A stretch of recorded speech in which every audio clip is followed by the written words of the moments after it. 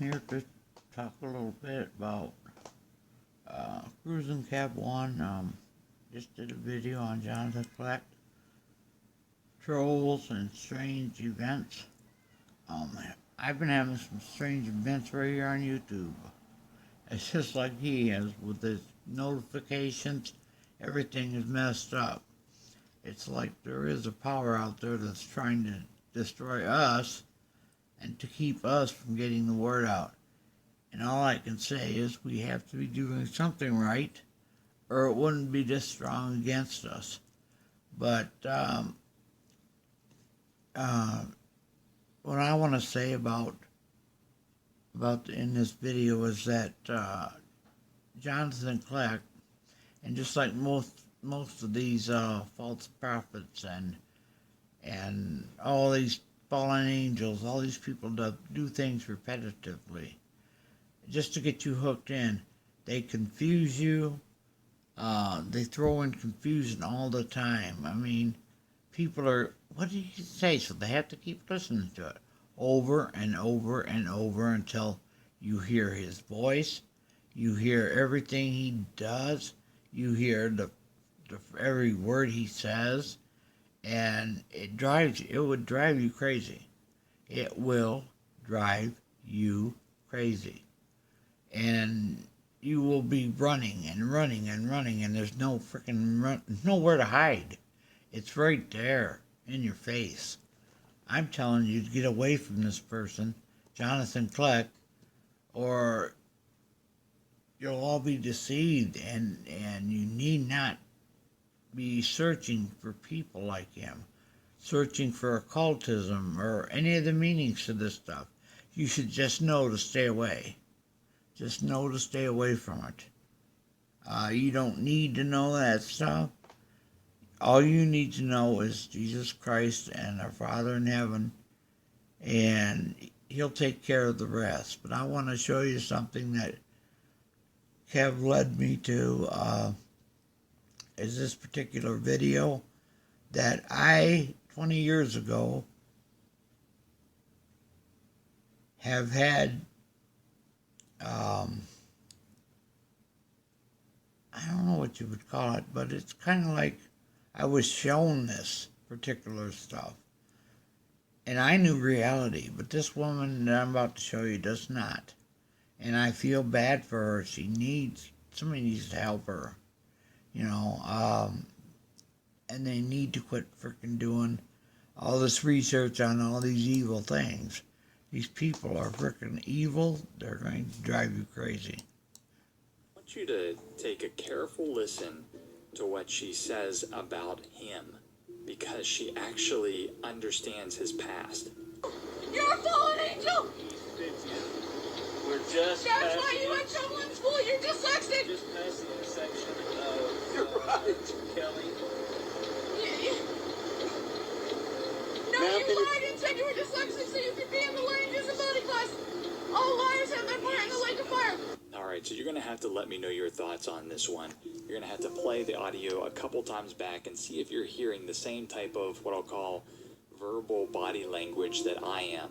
Keep in mind, this guy got pulled over by her. She's been ranting and raving and saying all sorts of absurdities, which is absolutely crazy, for about 5 to 10 minutes. And then she says, "You're a fallen angel. You're dyslexic." And he laughs like, "You're right." Almost like shock, like, how can this crazy woman know that I'm dyslexic? And she follows up by saying, "Or you're lying about being dyslexic so that you could get into the learning disabilities class." And he doesn't say anything else after that, but if I'm reading his voice right and I'm reading his cues, it almost sounds like he's in shock that she knows something about him. And so is this really just some crazy woman, or is this something spiritual and supernatural, that there is some demon or entity that is latched on to this woman? I think it's the latter.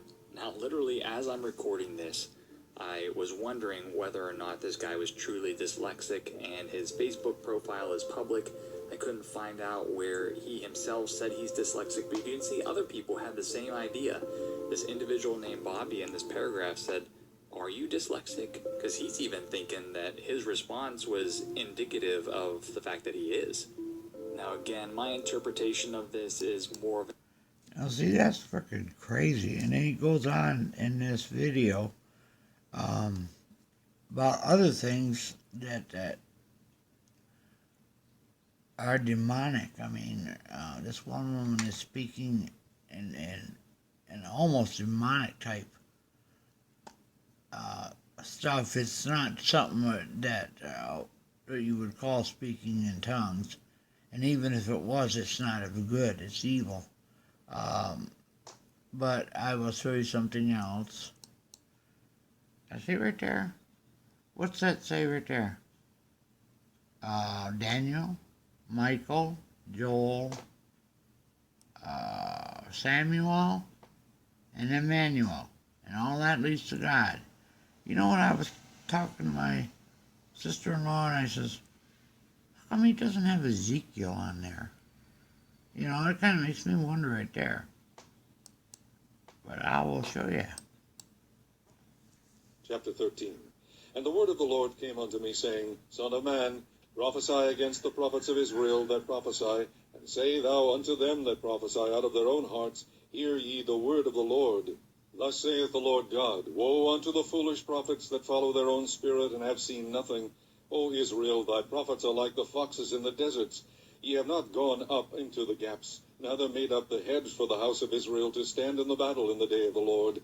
They have seen vanity and lying divination, saying, The Lord saith, and the Lord hath not sent them, and they have made others to hope that they would confirm the word. Have ye not seen a vain vision? And have ye not spoken a lying divination, whereas ye say, The Lord saith it, albeit I have not spoken? Therefore thus saith the Lord God, Because ye have spoken vanity, and seen lies, therefore, behold, I am against you, saith the Lord God. And mine hand shall be upon the prophets that see vanity, and that divine lies. They shall not be in the assembly of my people, neither shall they be written in the writing of the house of Israel, neither shall they enter into the land of Israel. And ye shall know that I am the Lord God. Because they have seduced my people, saying, Peace, and there was no peace. And one built up a wall, and lo, others daubed it with untempered mortar. Say unto them which daub it with untempered mortar, that if it shall fall, there shall be an overflowing shower, and ye, O great hailstones, shall fall, and a stormy wind shall rend it. Lo, when the wall is fallen, shall it not be said unto you, Where is the daubing wherewith ye have daubed it? Therefore thus saith the Lord God, I will even rend it with a stormy wind in my fury, and there shall be an overflowing shower in mine anger, and great hailstones in my fury to consume it. So will I break down the wall that ye have daubed with untempered mortar, and bring it down to the ground, so that the foundation thereof shall be discovered, and it shall fall, and ye shall be consumed in the midst thereof, and ye shall know that I am the Lord.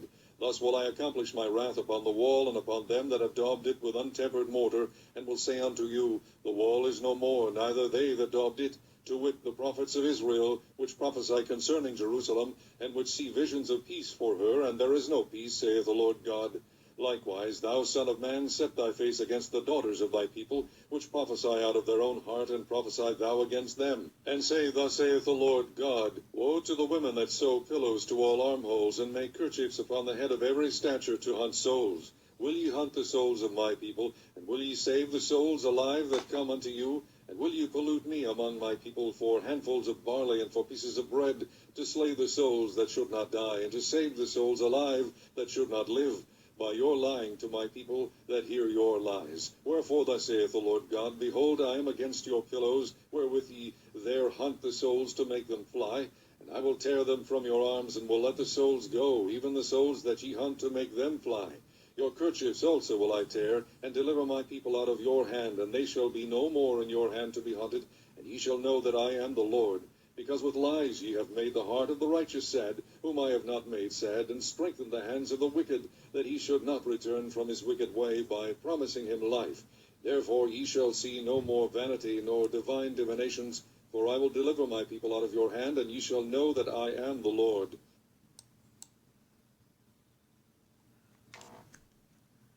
One,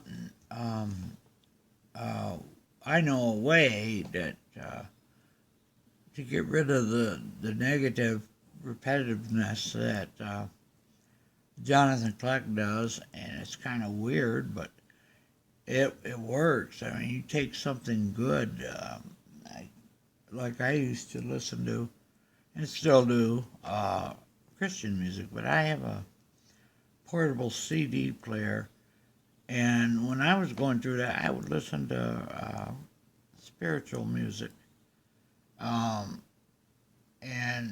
that's the stuff that came into my head. See, you got to take the goodness, the good repetitiveness, and replace the old negative, demonic, and all that other devil stuff, and replace it with the good. And that's the only way you're going to get away from